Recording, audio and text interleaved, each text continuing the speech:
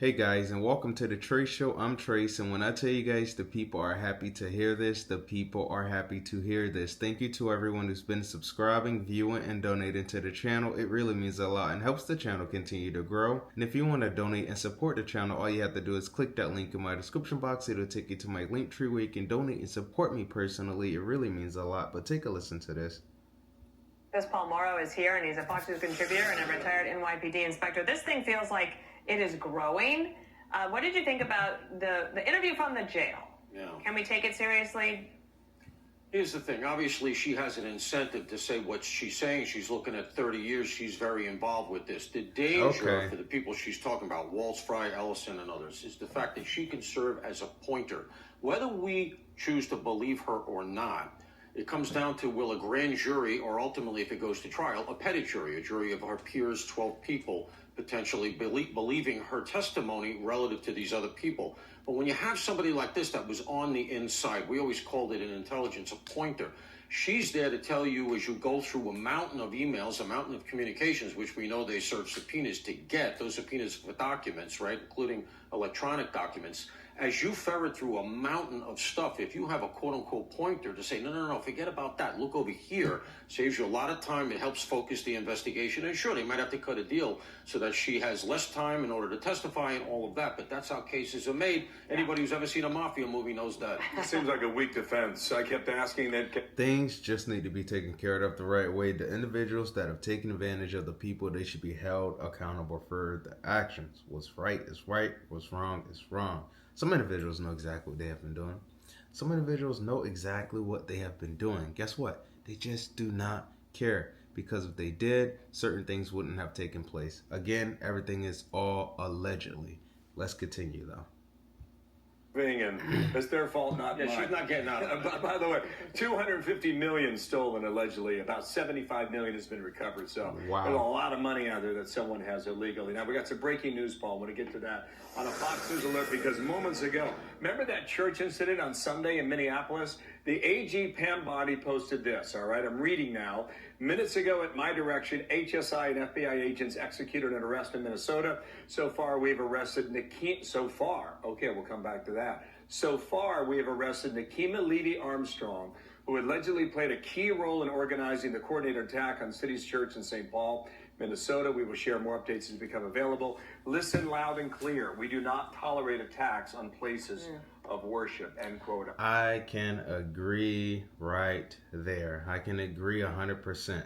There are right ways to do things, and there are also wrong ways to do things. Certain things should not have taken place. Some can say what they want to say. That is fine. They are entitled to their own opinion, but certain things just shouldn't take place. I get that some want to go out there, they want to protest, they want their voices to be heard, but again, there are right ways to do things, and there are also wrong ways to do things.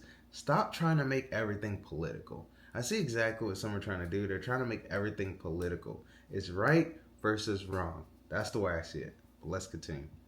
To react to that, Paul. But on Monday, Tricia McLaughlin was on with Dana and me. And part of her answer said, I think we will be seeing mugshots very soon. She was tipping her hand that arrests were on the way, and this is the first one that's been made. Yeah, and look, there's going to be very, very little that they can do in defense of this, because it's on film, and for once they didn't cover their faces. Now here is the thing that's going to come out of this. You have her under arrest, now you're going to get the communications.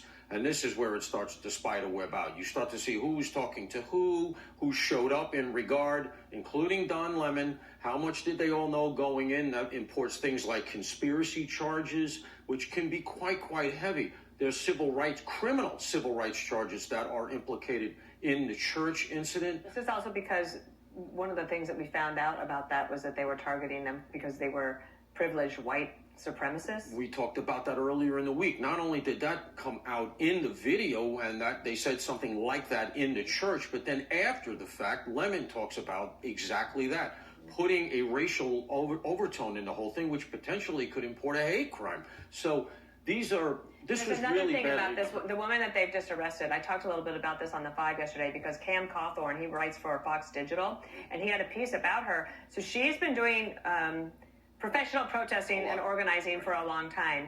she gets a lot of grants from different nonprofits, and she's always made more money than she has spent. So, like, there's a financial incentive for her. There's a business model for these types of things. Look at all of that. Look at all of that. All of that right there. Mainstream media. How many media outlets are covering this?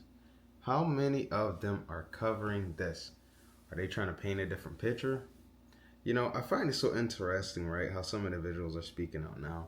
Because I'm just looking back at what the people have been dealing with over these last few years. And these same individuals that are speaking out now, they haven't been speaking out previously. They weren't speaking out for the people. Only reason being is because things like this fit their political narrative. That is the reason why they are out there speaking. Because if it did, I don't think they would have been out there speaking. I mean, look at the things people have been dealing with over these last few years. And now some individuals want to speak up and speak out just to be against President Trump and his administration. When is enough going to be enough? It says Bondi announces arrest in MN church protest. We want more accountability. We want those who've done wrong to be held accountable for their actions. Like, when are some going to stop the games? When are some going to realize what the people have been through over these last few years? Families have lost loved ones for absolutely no reason whatsoever. Things have happened to innocent people that should not have happened whatsoever.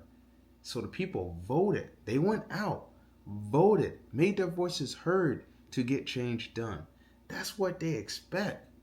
We elect certain individuals in office to do what's in the best interest of the people. And they aren't even doing that. They're not even doing their job. The reason being is because they're putting politics over the people. Shouldn't America be put first? Shouldn't the people come first? I really wish that someone would do that. I really do. But instead, you guys see exactly what some are doing. About this, really, since I've been on the network, one of the things that I've tried to sort of bang the gong on, that I think a lot of police who do investigations see that the public doesn't see, is that there is a job, career protester. And it has developed over the last, let's say, dozen years or so into a very lucrative industry. And yet people who do this for a living make a ton of money. Yes. They weaponize people who don't know any better. And to use the Leninist term, useful idiots. They're looking for any cause in the world. They get them out of the campuses.